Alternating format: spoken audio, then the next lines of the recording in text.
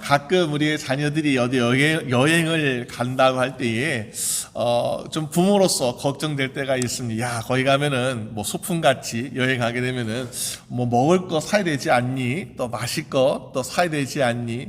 혹시 뭐 친구 또 같이 먹으면은 좀 뭐 같이 나눠 먹어야 되지 하면서 좀 넉넉히 가져가라. 그러면 이제 자녀들이 아니요, 괜찮아요, 나 이거면 충분해 하면서 우리가 좀 보기에 좀 모질할 것 같은 그런 안쓰러움이 있을 때가 있습니다. 그럴 때 야, 넉넉히 가져가 하면서 이야기할 때가 있습니다. 우리의 인생을 살면서 아마 하나님 아버지께서 우리에게 보시는 그 모습도 그러지 않을까. 우리 하루하루 매일가 살아가면서 때로는 정말 빠듯하게 살아가는 그런 모습, 꼭 물질뿐만 아니라 우리의 영성이라든지 우리의 믿음이라든지 그런 것이 때로는 우리가 정말 부족해 보일 때가 있습니다. 그래서 하나님 아버지 입장에서는 좀 더 우리에게 많이 가득가득 채워주시고 싶어 하시는 것이 아버지의 마음이 아닐까라는 것을 생각해 보게 되는데요. 분명히 우리에게 주시길 원하세요. 근데 우리가 마치 하나님 아버지께서 우리에게 주실 때에는 조금 다른 채워짐이 있는 것을 보게 됩니다. 예전 어떠한 대학 교수가 인생을 돌아보면서 야, 내가 인생에 정말 새로운 것을 좀 발견하고 싶고 인생에 좀 새로운 것을 깨닫고 싶다라는 그런 마음으로 길을 떠납니다. 그리고 어떠한 수도사를 만나게 되었는데요. 그 수도사에게 제가 인생에 대해서 좀 배우고 싶습니다. 그래서 저를 좀 가르쳐 주세요 하면서 부탁을 하니까는 처음에 사양하다가 그러면은 내 집으로 오시오 하면서 그 교수를 초청하였습니다. 그러면서 우리 차 한잔 마십시다 하면서 이제 주인 되는 수도사가 차를 내놓고 차를 줍니다. 그러면서 찻잔에 차를 부어주는데 보니까 계속해서 부어지니까 넘칠 수밖에 없는 거죠. 당황한 이 교수님은 아니 됐습니다. 그만 주셔도 될 것 같습니다. 넘칩니다라고 이야기하니까 그렇습니까? 그래요.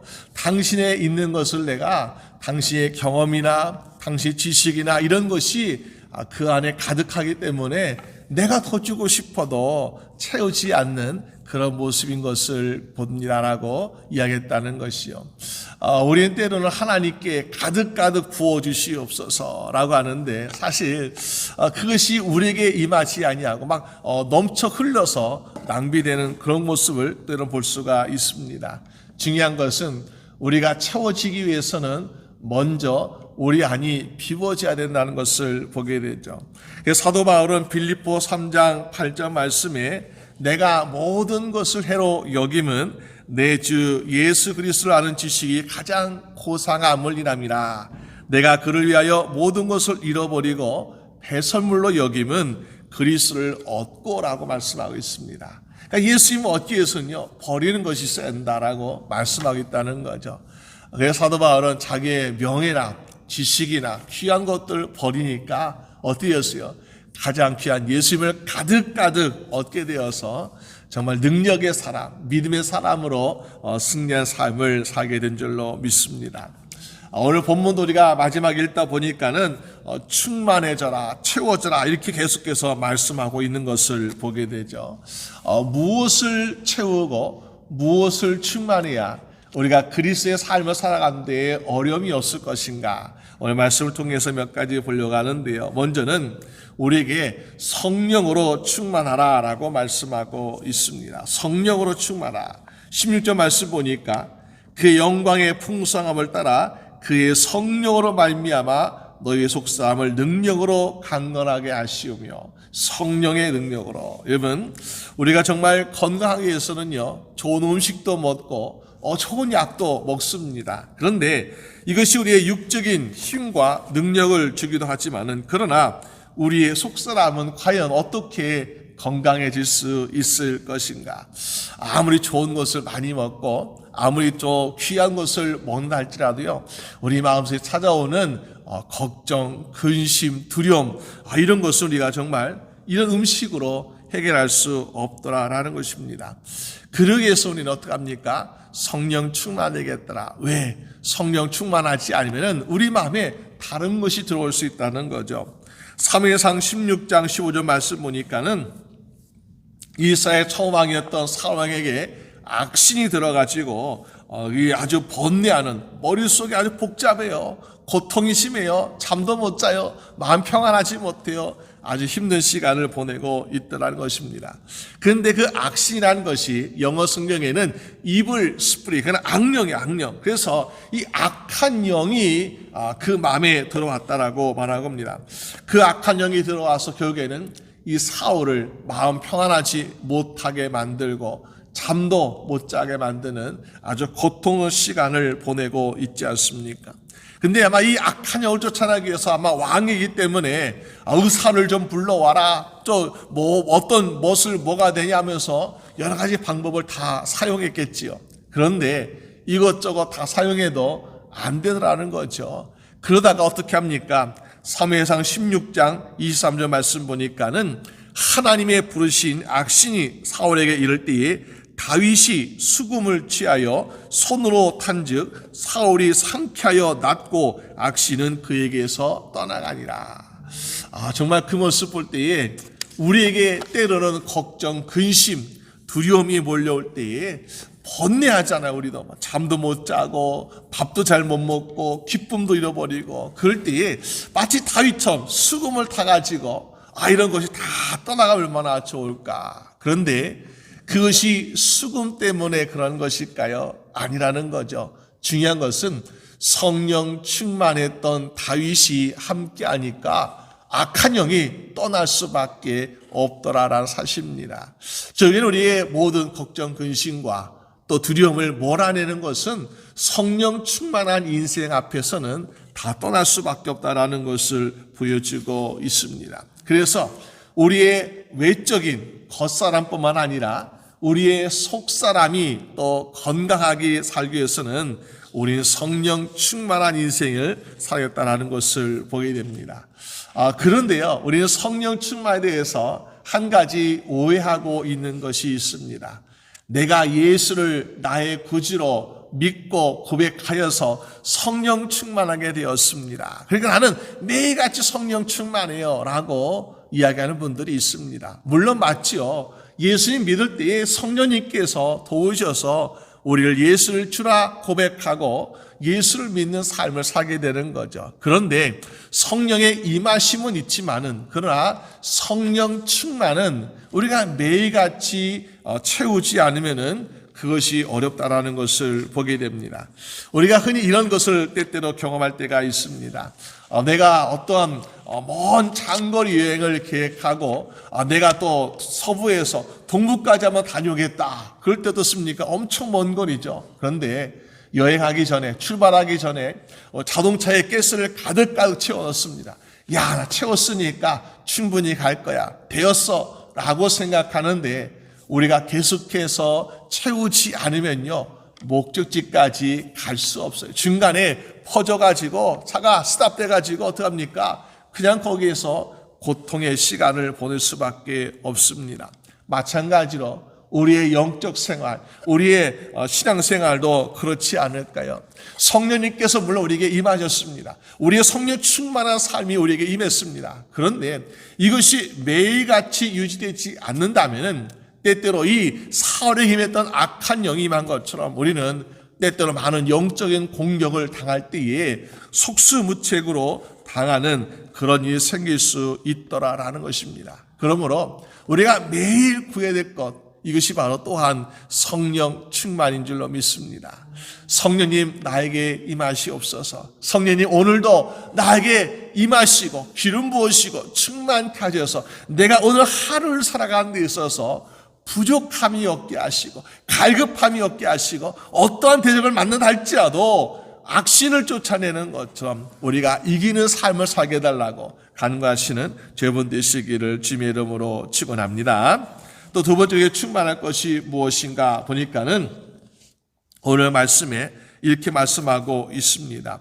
우리가 정말 성령 충만한 삶도 살아야 되겠지만은 10절 말씀 보니까 믿음으로 말미암아 우리에게 믿음이 있어야 한다는 거죠. 그럼 어떤 사람이 이렇게 얘기하겠죠. 아니 내가 예수님을 믿기로 작정했는데 나에게도 믿음이 있는 것이 아닙니까? 그런데 이 믿음도요, 보니까 어제가 다르고 오늘이 다르고 또 내일이 다른 믿음의 모습을 우리가 볼 수 있습니다. 그 믿음이 변치 않는다면, 그 믿음이 조금도 흔들리지 않는다면 좋을 텐데, 어제와 오늘과 내일의 믿음이 우리에게는 다른 그런 모습일 때가 얼마나 많이 있습니까? 예전에 토마스라는 젊은이가 있었습니다. 이 사람은 1944년에 이제 런던에서 우연히 한 젊은 여인을 만나게 되었어요. 모리스라는 아가씨를 만나게 되어서 사랑에 빠지게 되었습니다. 그런데 마침 그때에 세계 2차 대전이라는 전쟁이 나게 되어서 그만 이 사람은 자기 나라 미국에 돌아가게 됩니다. 이제 전쟁에 참여해야 되니까. 그러는 가운데 이 사랑했던 모리스라는 여인에게 편지를 썼습니다. 내가 당신을 사랑합니다. 그러면서 나의 집을 당신과 함께 이룰 수 있는 가정으로 꾸미길 원한다면서 이 청혼을 한 것을 보게 돼요. 청혼했어요. 근데 이 모리스라는 여인이 그 말을 잘못 이해했어요. 혹시 이 사람이 이미 결혼한 사람인데 이혼하고 나랑 결혼하려는 것이 아닌가 하면서 오해해서 그 청혼을 받아들이지 못했습니다. 그리고 이 사람은 서로 각자 헤어지고 군대 갔다 오고 전쟁에 참여하고 그러면서 시간이 지났고 또 이 모리스라는 아가씨는 새로운 남자를 만나서 결혼하게 되었습니다. 각자의 가정을 이루면서 30년 넘게 이 남자는 새로운 여인을 만나서 결혼했지만은 보니까는 새로운 여인이 또 죽게 되었고 이 여인은 보니까는 또 나중에 30년 살았는데 이혼하게 되었어요. 세월이 한 70년 넘게 흘렀습니다. 떠난 지 그들이 헤어진 지 71년이 되어서 어느덧 이제 백발이 노성한 아주 무성한 노인이 되었습니다. 88세 되었던 이 토마스라는 사람이 있고 이제 모리스라는 아가씨도 거의 80세가 넘었겠지요. 근데 그 모리스라는 여인이 자기 아들에게 이런 부탁을 하게 되었습니다. 야, 내가 옛날에 사랑했던 사람 토마스라는 사람이 한번 그 사람 찾을 수 있겠니? 요즘에는 뭐 인터넷도 있다 그러는데 찾을 수 있겠냐고 물어보니까 아주 열심히 찾아주었어요. 그러면서 어느 신문 기사에 보니까 이 88세의 토마스라는 남자가 얼마나 건강했는지요. 88세 생일 때 스카이 대병을 해가지고 그 지역에 아주 기사가 났던 신문 기사 났던 그런 기사를 찾게 되었습니다. 그러면서 서로 연락이 돼가지고 71년 만에 그 여인과 또 그 남자가 함께 만나는 그런 놀라운 일이 있는 것을 보게 됩니다. 그들이 오랜 세월과 여러 가지 환경이 달라졌죠. 그런데 그들이 다시 만나서 기쁨을 나눌 수 있던 이유는 무엇인가? 서로에 대한 사랑을 느끼고 또 믿음이 있었기 때문에 또 그래도 만나는 그런 모습을 보게 됩니다.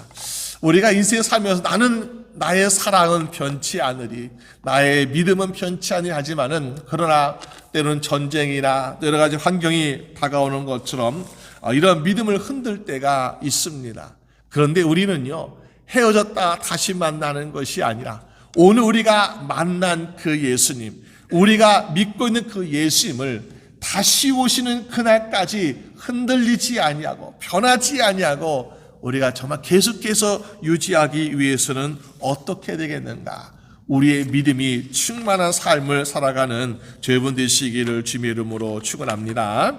그래서 우리 마음속에는요, 다른 것 때문에 오해할 것도 없고 다른 것 때문에 걱정할 것도 없고 다른 사람이 내 마음에 들어올 수도 없고 항상 어떻게 돼요? 예수의 마음이 있어야 되겠더라. 그래서 10절 말씀 보니까 믿음으로 말미암아 그리스도께서 너희 마음에 계시게 하옵시고, 믿음으로 너희 마음에 다른 거 있으면 안 돼. 너희 마음에는 오직 예수님만 있어야 돼라고 이야기하고 있는 모습을 보게 됩니다.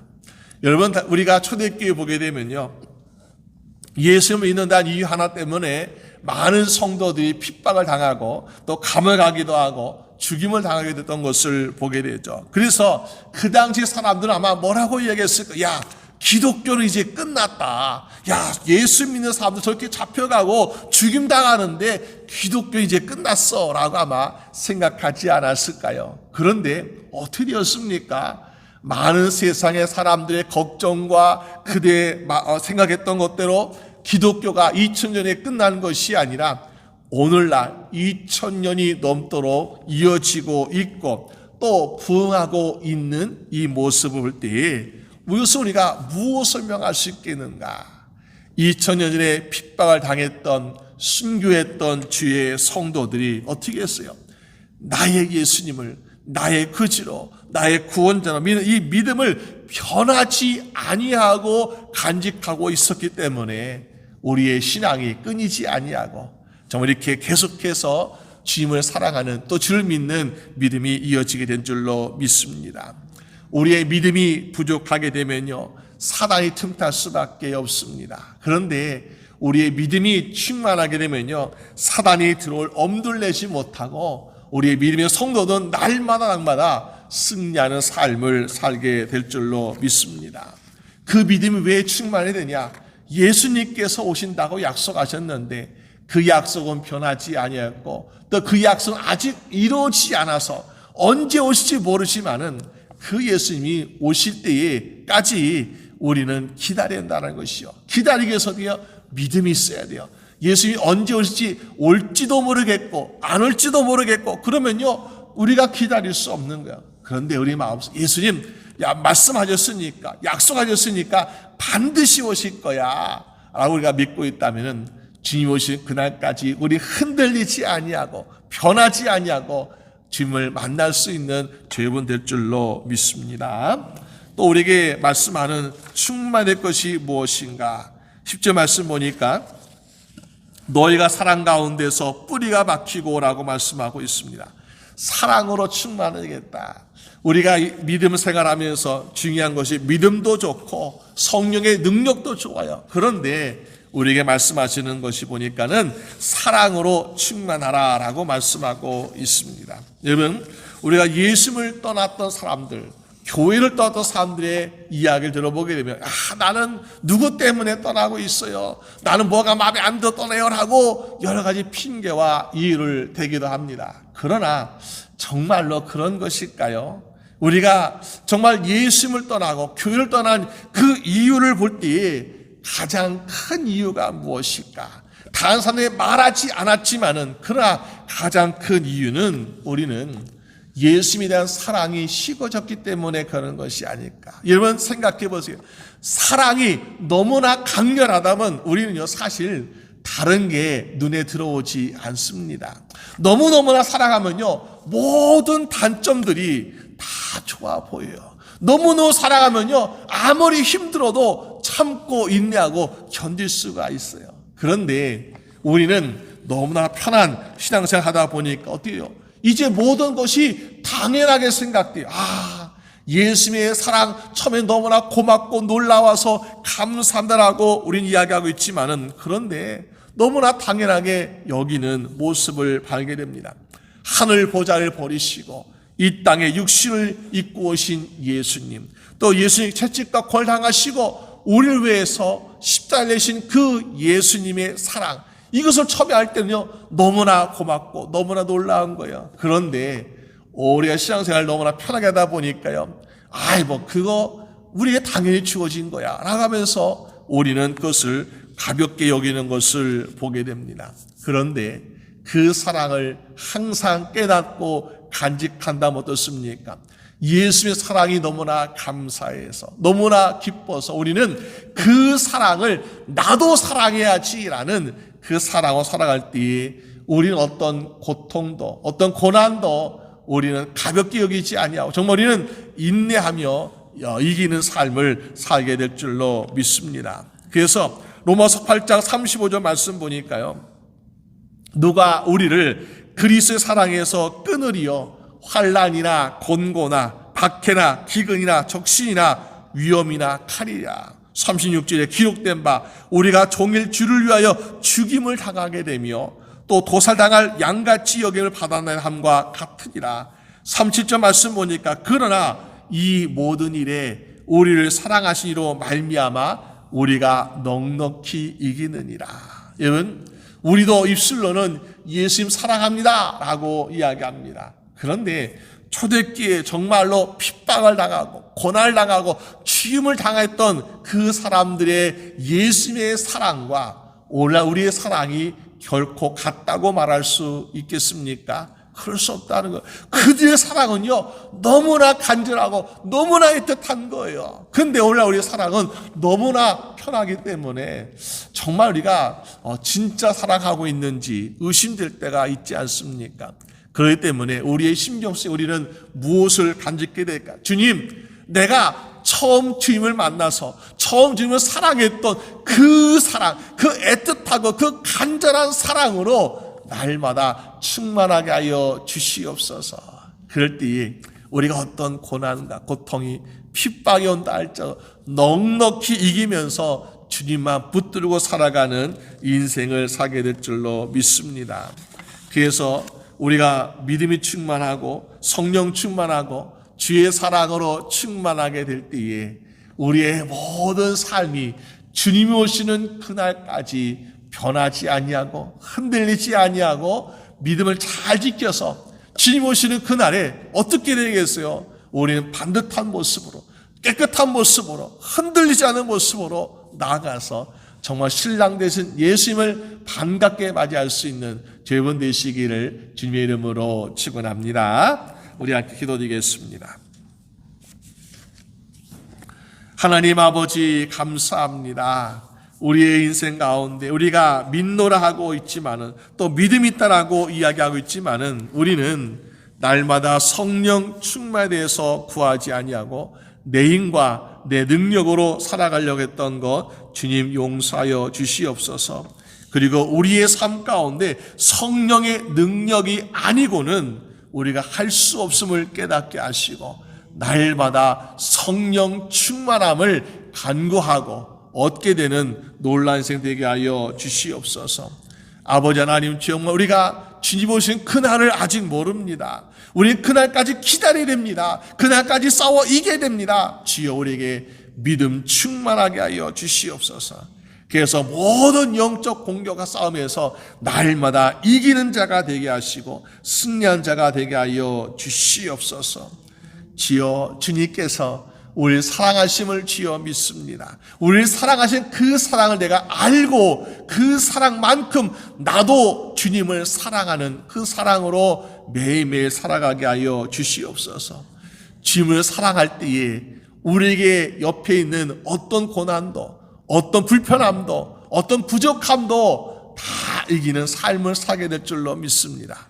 우리의 심령 속에 주님을 사랑하는 그 사랑이 식지 않게 하시고 더욱더 간절하고 더욱더 애틋하게 더욱더 뜨거운 사랑할 수 있도록 주님 도와주시옵소서. 그래서 믿음도 충만하고 성령도 충만하고 주의 사랑이 충만하여서 주님 앞에 정말 부끄럽지 않게 설 수 있는 우리 모든 주의 성도 다 될 수 있도록 인도하여 주시옵소서. 모든 것 주님께 감사드리옵고 우리 주 예수 그리스도 이름으로 기도드립니다. 아멘.